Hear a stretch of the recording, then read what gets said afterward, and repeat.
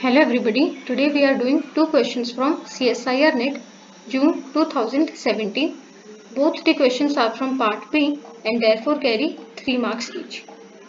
First question is, let p of x is equals to alpha x square plus beta x plus gamma be a polynomial where alpha, beta, gamma belongs to R. Fix x naught belongs to R. Let S is equals to set of all A, B, C belongs to R3 such that P of x is equals to A into x minus x naught square plus B into x minus x naught plus C for all x belongs to R.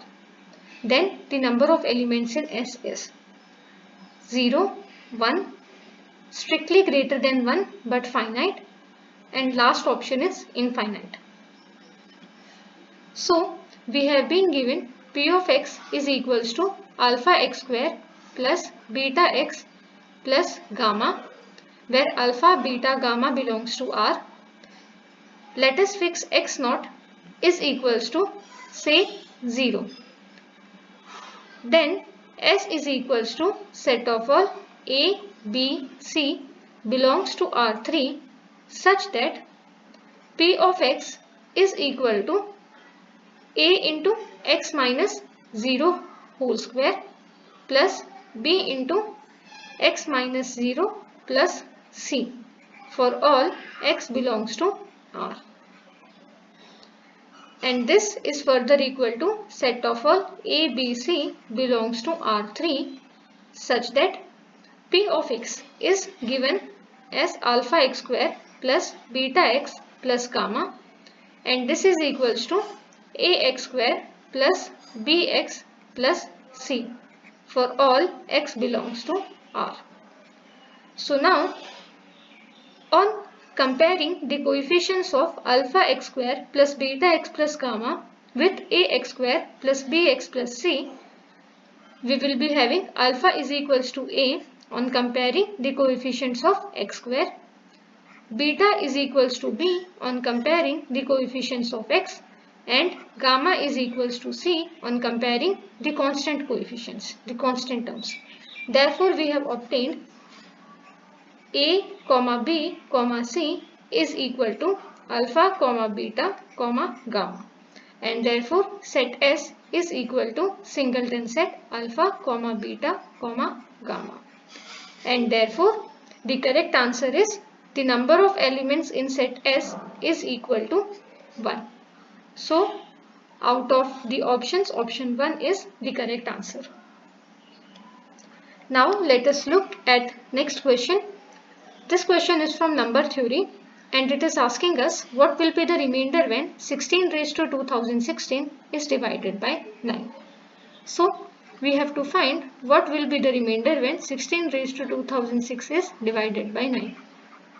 So we have to evaluate what will be the remainder.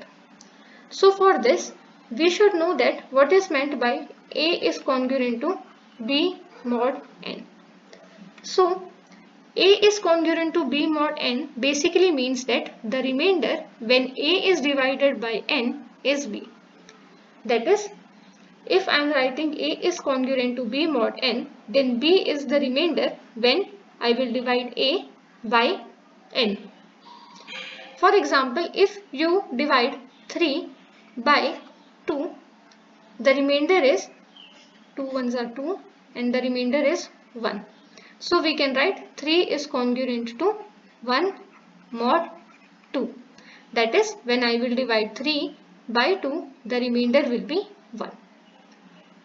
So basically we have to find 16 raised to 2016 is congruent to what? Mod 9. We have to fill this box. For this, we will be using Euler's extension of Fermat's theorem. Euler's extension of Fermat's theorem says that a raised to 5 of n is congruent to 1 mod n.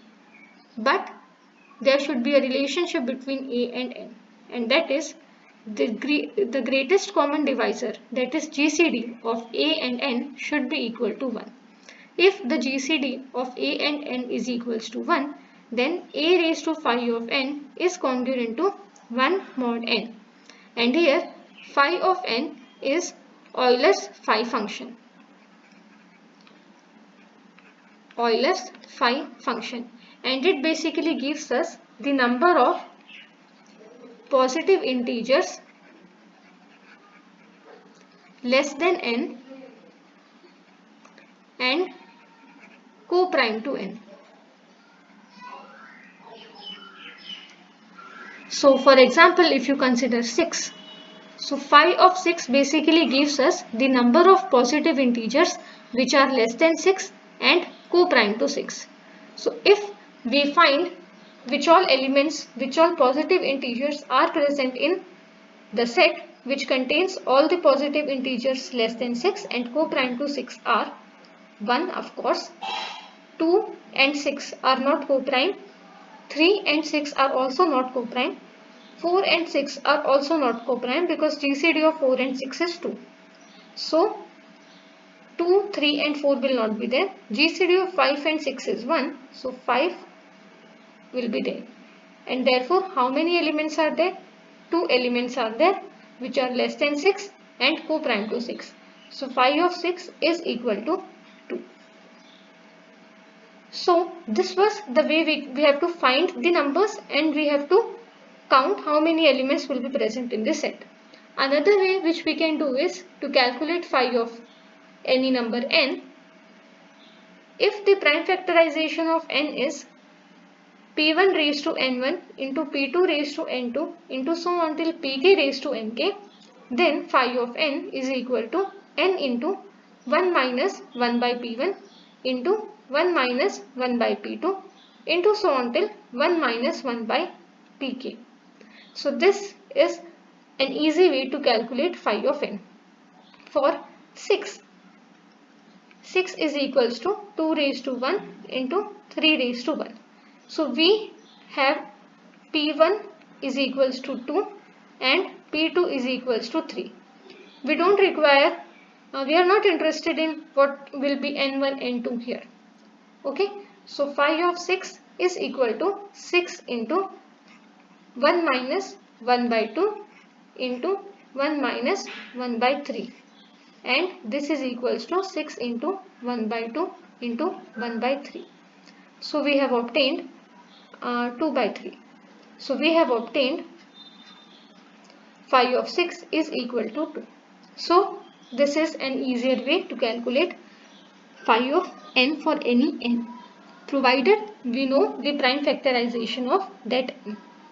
So now if we consider a is equals to 16 and n is equals to 9, we have 16 raised to phi of 9 is congruent to 1 mod 9. Now we have to calculate what is phi of 9. So phi of 9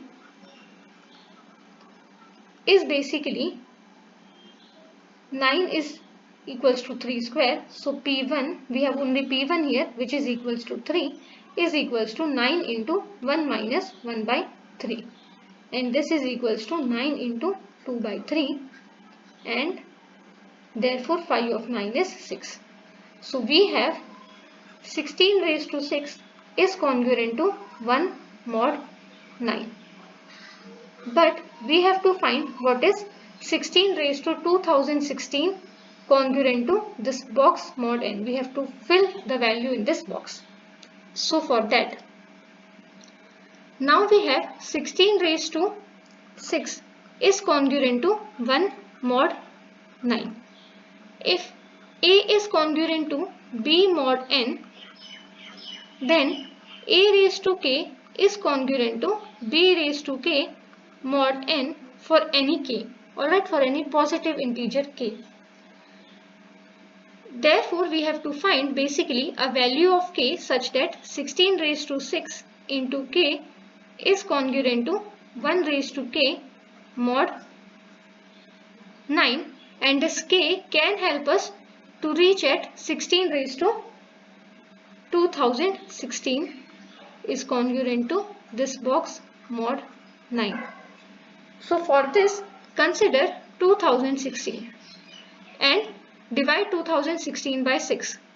So on dividing 2016 by 6, we will be having 336 here.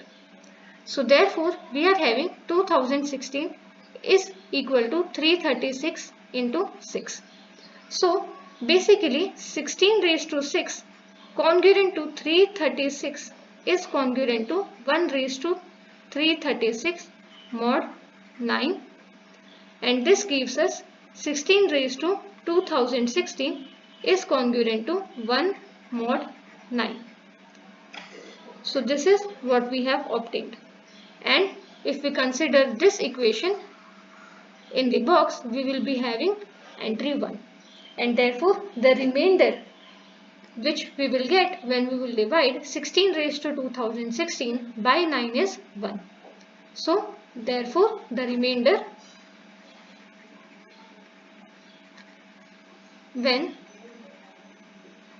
16 raised to 2016 is divided by 9 is 1, and therefore the correct answer is 1. Now out of the options, clearly option 1 is the correct answer. So we have option 1 as the correct answer. So this is how we can do such problems. Thank you.